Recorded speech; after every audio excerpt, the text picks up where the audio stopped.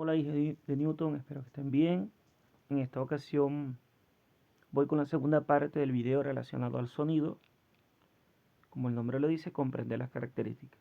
Bueno, dentro de las características hay fenómenos que se dan en la vida diaria relacionados al sonido, destacando entre ellos la reflexión del sonido.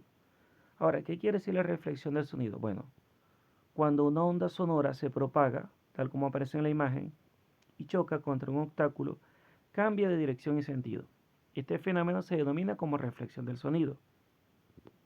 Este hecho debe respetar la ley de reflexión, que señala que el ángulo incidente debe ser igual al ángulo reflejado. Por ejemplo, fíjense, aquí está un barco, cuando emite ondas luego choca en el fondo del mar, se regresa y a través de este tipo de dispositivo que generalmente se usa el sonar, que funciona con ondas electromagnéticas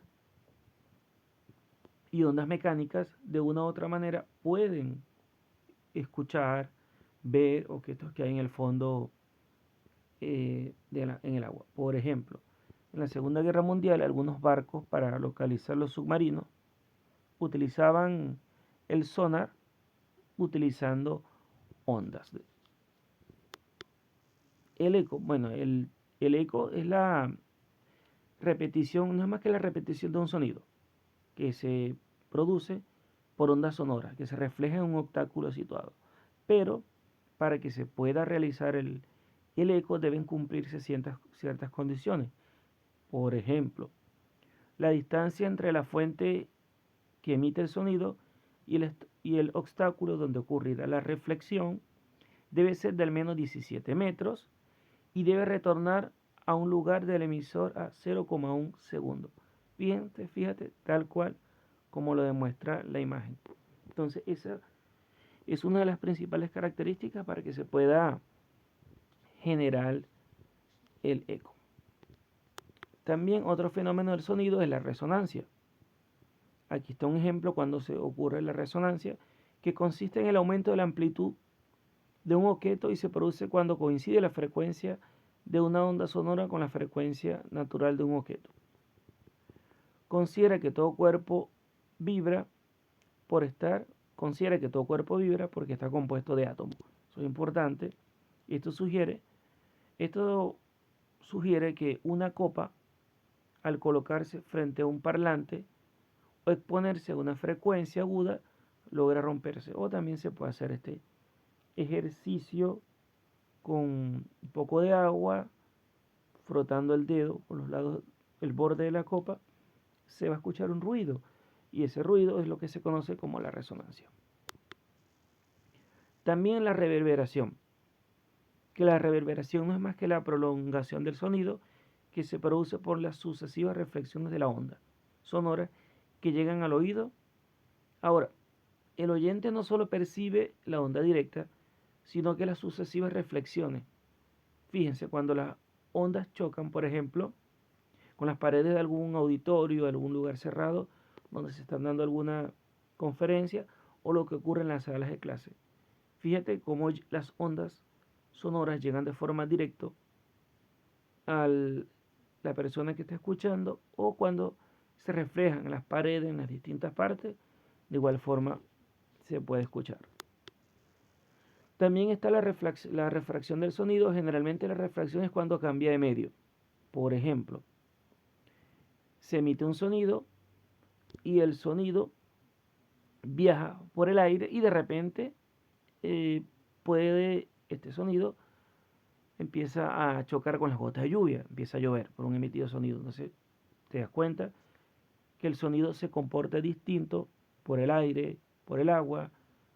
El sonido, por ejemplo, que se emite un instrumento en un día donde hay mucho calor, un día donde hay más frío, y de esa forma el sonido se comporta de manera distinta. ¿Pero por qué? Porque para que el sonido pueda viajar de una forma mucho más rápida, las moléculas deben estar mucho más unidas. A diferencia de un día caluroso, donde las moléculas del aire están un poco más separadas, más dispersas. También aquí te lo dejo en una imagen, cómo se comporta el sonido en un día frío o un día muy caluroso, como te lo explicaba, cuando el sonido cambia de medio. se comporta de manera distinta. También la difracción, que este fenómeno ocurre cuando el sonido se encuentra con un obstáculo. Esto hará posible que un observador pueda percibir el sonido que proviene del otro lado opuesto a una muralla. Por ejemplo, acá está. Eso es lo que se conoce en física como difracción del sonido. Ahí está un ejemplo. Otro fenómeno es la interferencia, que la interferencia no es más que la superposición de dos ondas. Ahora, si dos o más ondas se encuentran en la misma región del espacio, se produce una interferencia y se obtiene una onda resultante cuyas características dependen del desfase de las ondas iniciales, como al principio. Por ejemplo, fíjense, acá es lo que ocurre cuando estas dos ondas chocan. De hecho, pueden llegar a anularse. Te lo dejo allí con la explicación, la imagen y cuándo puede ocurrir la interferencia. Si las ondas sonoras pueden reforzarse, se va a llamar interferencia constructiva en la figura 1. Allí entonces está el fenómeno de interferencia dando paso según la imagen. La absorción, cuando un sonido, fíjese, choca con un cuerpo blando como una cortina, una parte de él se refleja y la otra se absorbe parcial o totalmente, y la otra es transmitida. Es por esta razón que en los auditorios se utilizan cortinas y alfombras para mejorar la percepción del sonido en el auditorio y se puede escuchar de una forma muchísimo más agradable. Entonces, estos son algunos de los fenómenos del sonido más importantes que se dan en la vida cotidiana.